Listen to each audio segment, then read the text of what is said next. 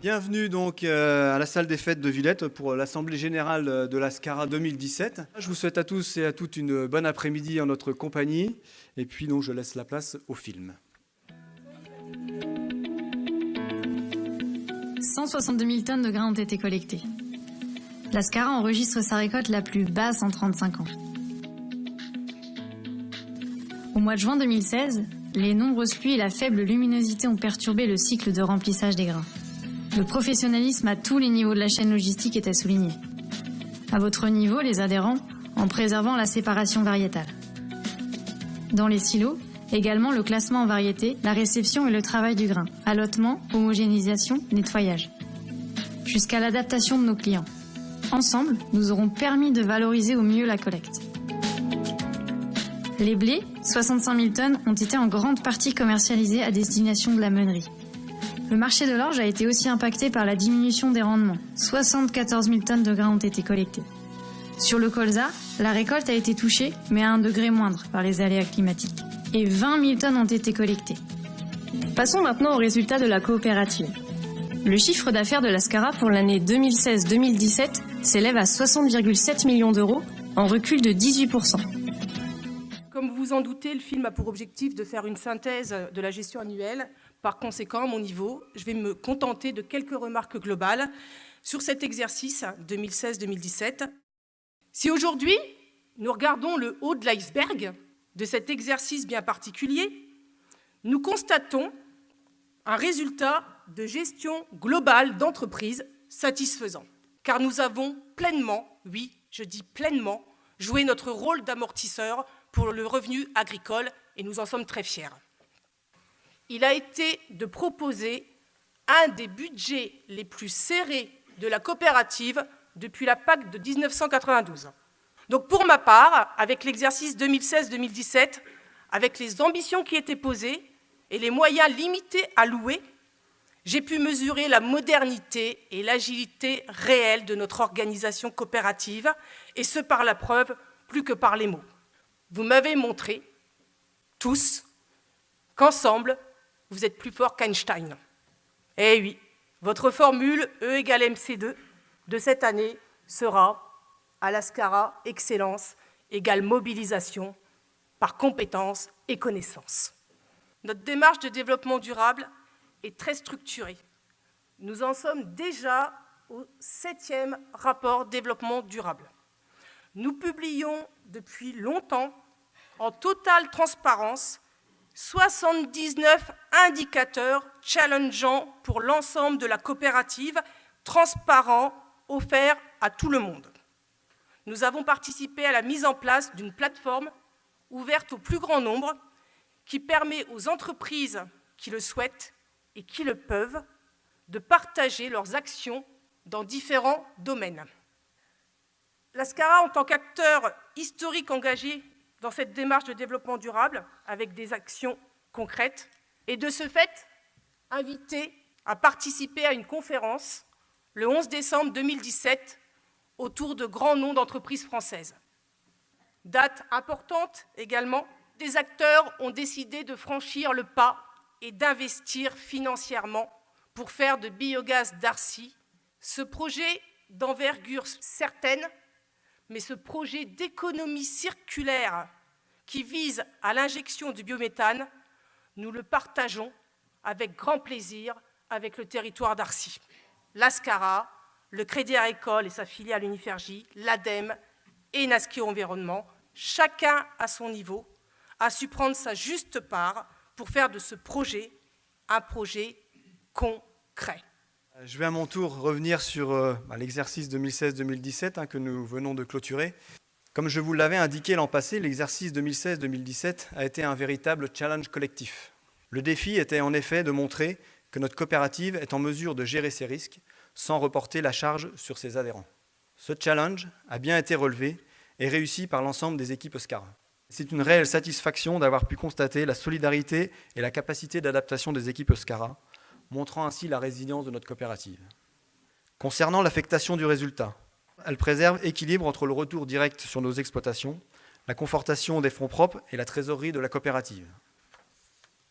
Il me semble que ce qui caractérise notre coopérative, ce sont avant tout ses fondamentaux, ceux que nous avons décrits dans notre charte. Une première charte interne avait été réalisée en 2005, à l'occasion de notre projet d'entreprise Ensemble Scara Demain. Au cours de cet exercice, nous l'avons revisitée et élargie à nos partenaires dans le cadre de notre démarche Scara 2025. Elle est désormais baptisée Charte adhérents, collaborateurs et partenaires. Ayez conscience que la Scara est plus que jamais ouverte sur le monde extérieur et son environnement. Le partenariat a en effet été un axe stratégique fort de notre coopérative au cours de ces 10 dernières années.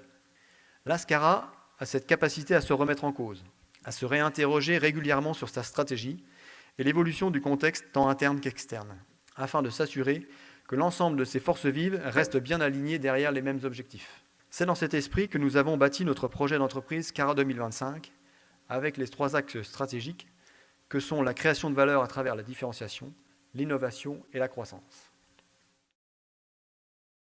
Je suis en effet convaincu que l'implication et l'engagement de chacun d'entre vous nous permettra de relever collectivement ces défis. La Scara, nous l'avons vu ensemble, a tous les atouts pour le faire. Les moyens financiers, un outil de qualité, une stratégie, des savoir-faire. Croyez-moi, bientôt au centenaire, cette belle dame est plus que jamais une valeur d'avenir. Vous voyez qu'on a tellement peu de recul par rapport à l'histoire de notre planète que finalement des réponses définitives sont compliquées.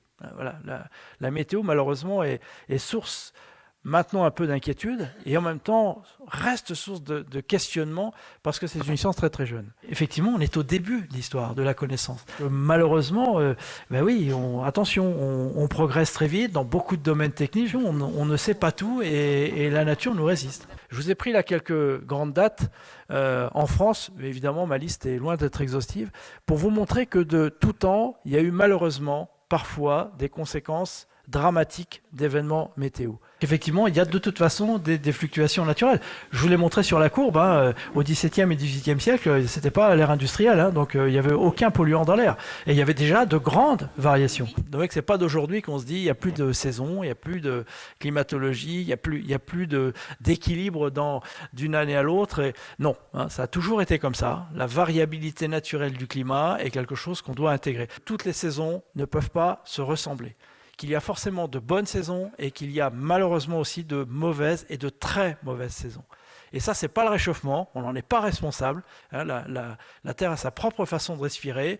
Dans les événements qui peuvent lui arriver, la météorologie est un élément important. De toute façon, il y a des variations, quel que soit l'endroit où on se trouve sur la planète, d'une année à l'autre, d'une semaine à l'autre, d'une saison à l'autre. On peut très bien vivre toute une génération avec des conditions météo en disant c'est bizarre quand même ce qui se passe. Puis la génération suivante va vivre des conditions totalement différentes parce qu'on est dans des cycles qui correspondent pas à l'échelle humaine. La météo oblige la société à évoluer. Et encore une fois, je pense qu'aujourd'hui, le problème du réchauffement amène cette question-là. C'est-à-dire que le réchauffement climatique, quel qu'il soit, il nous rappelle ça. Il nous rappelle qu'on vit sur une planète très précaire. Il nous rappelle qu'on vit sur une planète où vous avez vu que les enjeux et les challenges qui nous attendent sont considérables. Nourrir 2 milliards d'individus qui vont arriver, comment est-ce qu'on les nourrit, comment est-ce qu'on les forme, comment est-ce qu'on leur ramène de l'électricité, comment est-ce qu'on les loge, comment est-ce qu'on répartit le savoir sur la planète. Quelle que soit aujourd'hui l'évolution du climat futur, on sait qu'on a ces enjeux-là, qu'il y a une mondialisation, qu'il y a une terre dont on sait qu'il faut prendre soin, dont on sait que les ressources ne sont pas inépuisables, dont on sait qu'il faut qu'on s'adapte et dont on sait qu'il faut qu'on soit capable petit à petit à la fois de la respecter pour que les générations futures puissent se développer ou en profiter comme on a pu le faire. Je voulais juste, pour les parties prenantes qui peut-être aujourd'hui a appris que je ne souhaitais pas donc renouveler mon mandat de président, leur dire que c'est un choix personnel. Je souhaite en effet, après avoir consacré mes 10 dernières années le plus clair de mon temps à la coopérative, avoir un petit peu plus de temps à consacrer sur mon exploitation, profiter un petit peu plus du grand air de la plaine et être un petit peu moins dans l'atmosphère confinée des salles de réunion et des bureaux. Merci à tous. Et votre nouveau président, Monsieur Herbinet Alain.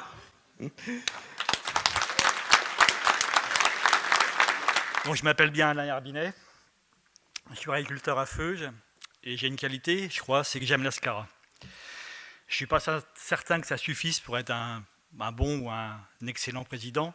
L'oncle de Spider-Man, ça vous dit quelque chose, disait « Un grand pouvoir implique de grandes responsabilités ». Alors je ne voudrais pas me fâcher avec lui ni avec Spider-Man parce que c'est un peu plus compliqué, mais je crois qu'il se trompait. Ce n'est pas le pouvoir qui est essentiel, mais c'est bien la confiance qui nous est octroyée. C'est bien elle qui nous renvoie à nos responsabilités. Et donc, à porter cette confiance et à porter haut et fort la voix de Lascara.